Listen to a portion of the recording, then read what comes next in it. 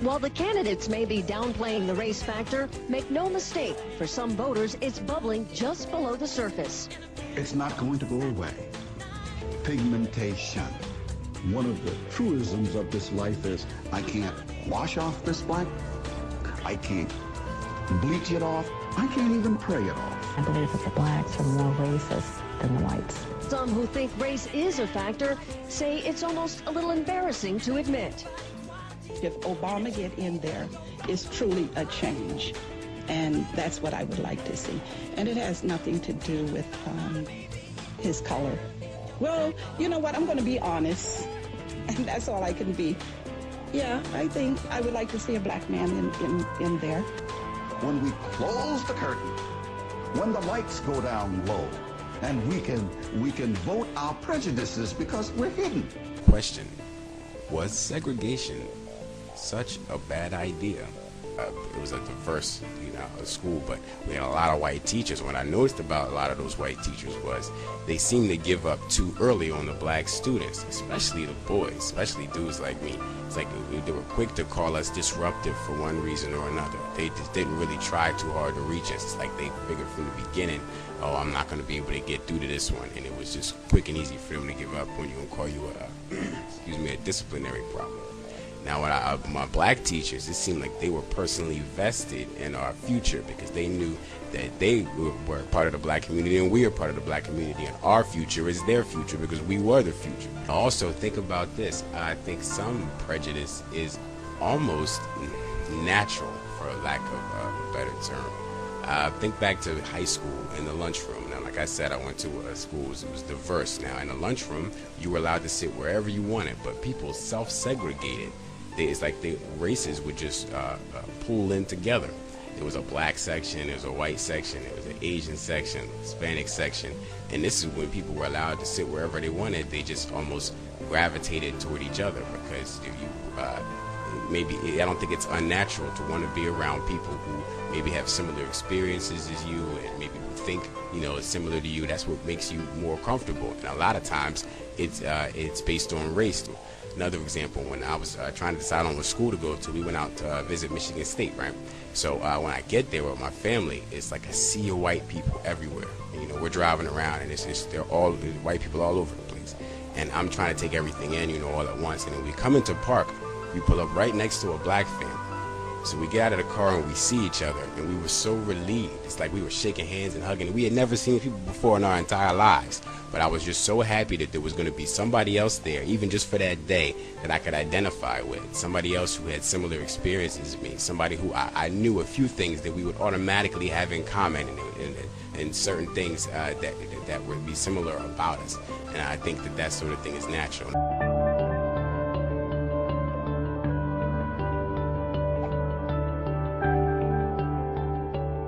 4 decades ago, on a long-haul flight, the economist Thomas Schelling was doodling with a pen and paper and thinking about the problem of racial segregation. When he got home, he picked up a chessboard to continue his investigations. And you can do the same thing. Simply lay out alternating black and white counters, or brown and white eggs, remove any 20 and add 5 just to mix things up a bit. The board now represents a mixed neighbourhood. Now, these brown eggs aren't extreme racists. They're happy to live in a mixed neighbourhood, but they don't want their white neighbours to outnumber their brown neighbours more than 2 to 1. The white eggs feel exactly the same way, so take any egg that is outnumbered more than 2 to 1 and move it to the nearest acceptable location. As you do this, you'll find something astonishing happen. The brown eggs and the white eggs will separate out like oil and vinegar. Even a mild preference for the colour of your neighbour can lead to extreme segregation. Thomas Schelling's chessboard experiments became famous, and Schelling himself eventually won the Nobel Prize. Area 9 and board a high security train. If you have not yet submitted your identity, that's a whole lot of segregation. You must report to Black Mesa personnel for before you will be permitted into the high security branch of the transit. gently down the stream. Merrily, merrily, merrily, merrily.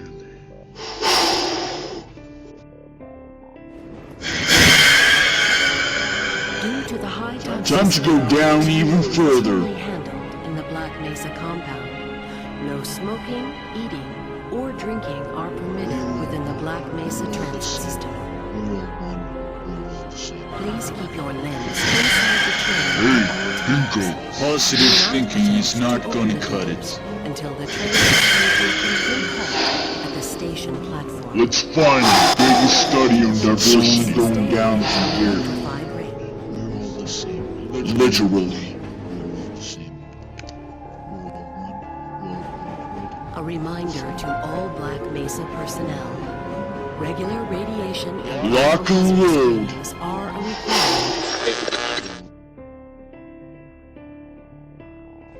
The second subcategory deals with the biggest study on diversity yet, and the disheartening conclusion made from this study. Without revealing too much, there were mostly problems, and again, are we responding to diversity like this because of an idea or because of nature?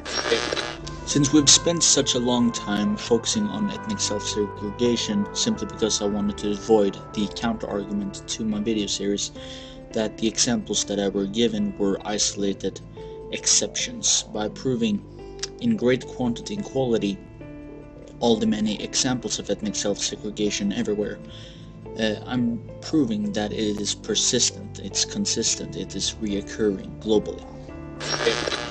So unfortunately that means I've spent 4 or 5 videos on that segment of this series alone. So I want to keep this a bit shorter. So I'm not going to spend my this video reading the whole article for you.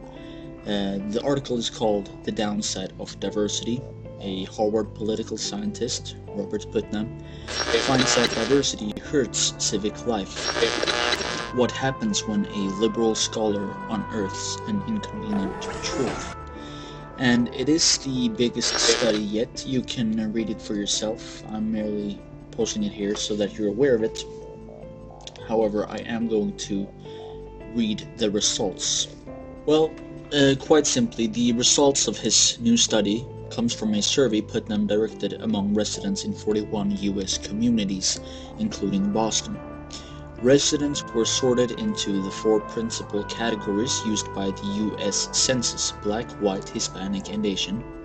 They were asked how much they trusted their neighbors and those of each racial category, and questioned about a long list of civic attitudes and practices, including their views on local government, their involvement in community projects, and their friendships. What emerged in more diverse communities was a bleak picture of civic desolation, affecting everything from political engagement to the state of social ties. Then he says something about how he has ensured that there's not a flaw in the study and so on. Here he says, people would say, I bet you forgot about X, and Putnam says of the string of suggestions from colleges there were 20 or 30 X's. So he has really ensured that he hasn't missed anything. But even after statistically taking them all into account, the connection remains strong. Higher diversity meant lower social capital. In his findings, Putnam writes that those in more diverse communities tend to distrust their neighbors, regardless of the color of their skin, to withdraw even from close friends, to expect the worst from their community and its leaders, to volunteer less, give less to charity, and work on community projects less often, to register to vote less, to agitate for social reform more, but have less faith that they can actually make a difference, and to huddle unhappily in front of the television. So there's more TV watching as well. And that is what diversity consistently creates, according to this study. And he says people living in ethnically diverse setting appear to hunker down, that is to pull in like a turtle. And in documenting that hunkering down, Putnam challenged the two dominant schools of thought on ethnic and racial diversity, the contact theory and the conflict theory. Under the contact theory, more time spent with those of other backgrounds lead to greater understanding and harmony between groups. Under the conflict theory, that proximity produces tension and discord. However, Putnam's findings reject both theories. In more diverse communities, he says, there were neither great bonds formed across group lines, nor heightened ethnic tensions, but a general civic malaise. And in perhaps the most surprising result of all, level of trust were not only lower between groups in more diverse settings, but even among members of the same group. And he says, quote, diversity, at least in the short run, seems to bring out the turtle in all of us. This massive new study was based on detailed interviews of nearly 30,000 people across America. And they found that the greater diversity in a community, the fewer people vote, the less they volunteer, the less they give to charity in work and community projects. And in the most diverse communities, neighbors trust one another about half as much as they do in the most homogeneous settings. Half as much. And this is the largest ever study on civic engagement in America, and it found that virtually all measures of civic health are lower in more diverse settings. Now, is this again because of the idea? Is this the after effect because of this racist ideas that we have inherited? Or is it nature? Is diverse societies unnatural? Are homogeneous societies more optimal for our human nature?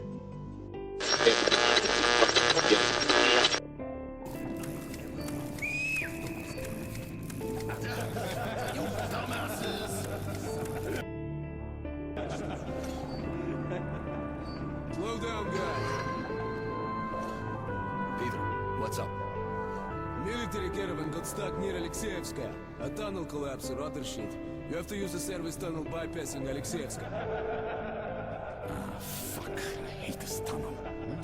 All right, Peter. Open up the gate. No point being stuck here forever. Why? Well, what's wrong with the tunnel? Well, it's an ordinary tunnel. Not as well lit, maybe. I went through there last month and, well, I just don't like it. That's all.